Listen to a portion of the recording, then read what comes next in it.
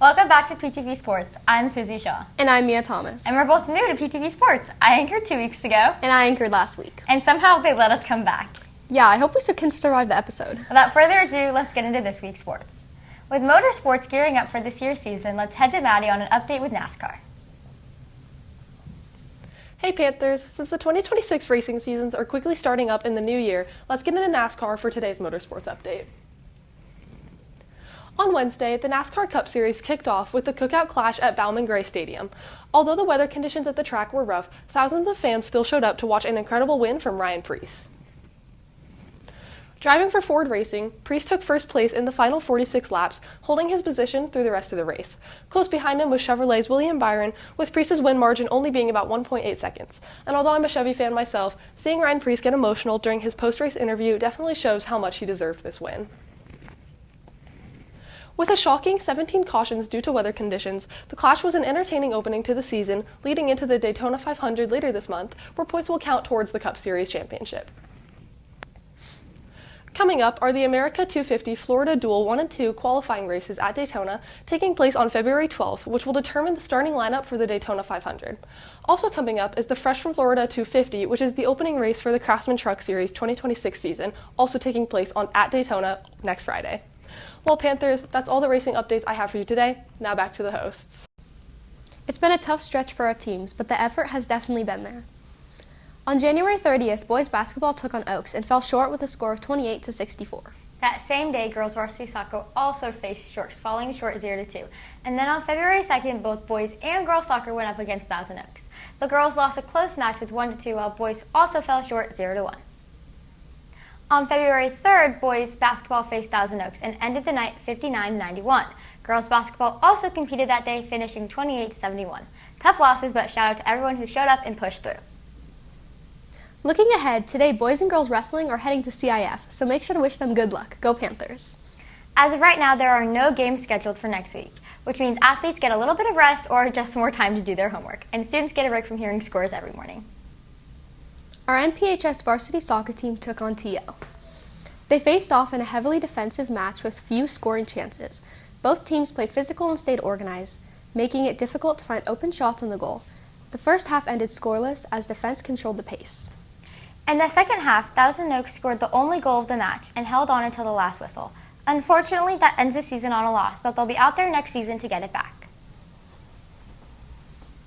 It may be hard to believe, but registration is right around the corner. Over these next few weeks, we'll be introducing you to some of the amazing electives we have here at NP. To start things off, here's Miss Lockwood with some science options you might want to consider for next year. Hi, I'm Ms. Lockwood, and now that registration for next year's courses has begun, I thought I would tell you a little bit about your science elective choices. Current sophomores, lots of options. If you are in CP Bio, you can learn about chemical reactions next year in CP Chem. Note that this class will use algebra.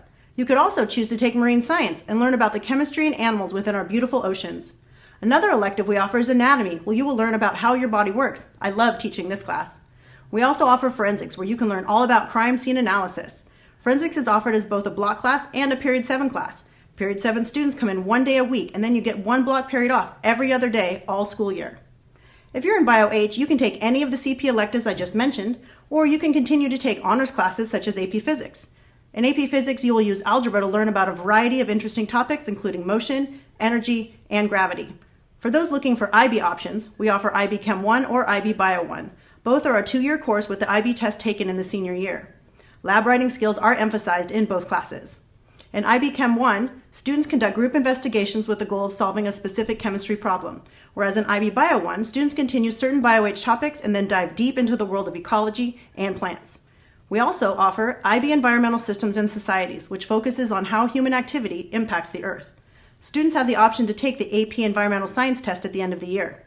If you're a student who is killing it in CP Bio, you can petition to take this class. What about you up-and-coming seniors? You have even more choices. Not only can you take the classes mentioned, with the exception of IB Year 1, we offer CP Biotechnology, where you will take your pipetting skills to the next level when you manipulate bacteria. This class offers the opportunity to earn free college credits from Moorpark. For juniors in CP Chem who are interested in physics but want to take a little bit less math, you can take CP Physics.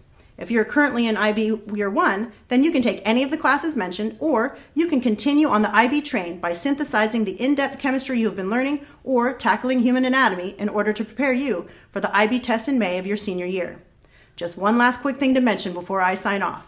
If you're planning on applying to a 4-year college next year, if 3 years of science is needed and looks good, then wouldn't 4 years look better?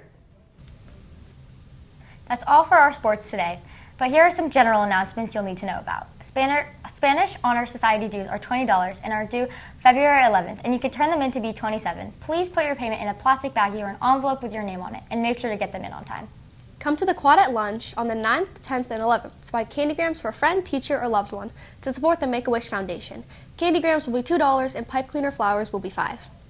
National Honor Society applications are open for the entire month of February, and they can be found in the front office or on the Lincoln Canvas announcements, or on the NHS Instagram. And that's all for this week's PTV Sports. So you think it's fair to say we survived? I think we did great. I think we make a pretty good team. Me too. Let's remember that this quarter's school-wide expectation is caring. A simple way you can do that is by holding a door open for a friend or just checking in on them. And a quick reminder, we won't have a sports show next Friday because we have the day off, so enjoy the 4-day weekend, Panthers. Make sure to check out our Instagram for more behind-the-scenes content. We'll see you next time, Panthers.